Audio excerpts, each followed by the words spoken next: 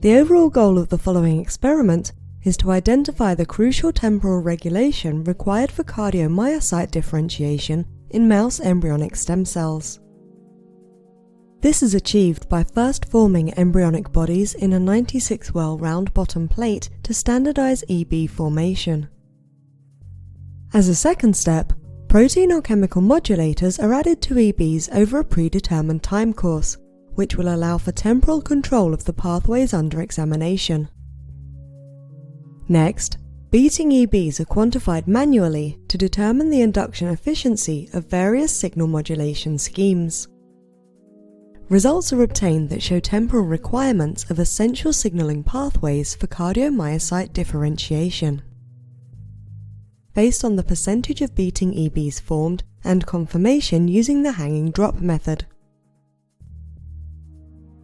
The main advantage of this technique over existing methods, like hanging drops, is that it standardizes and simplifies a labor-intensive procedure and allows for a straightforward readout for quantification. This method can help answer key questions in the stem cell biology field, such as identifying the essential signaling regulation that directs differentiation towards the desired cell type.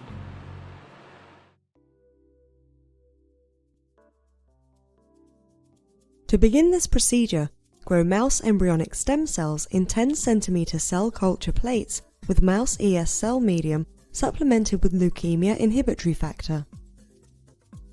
When the ES cells are at 50 to 70% confluence, they are ready for use.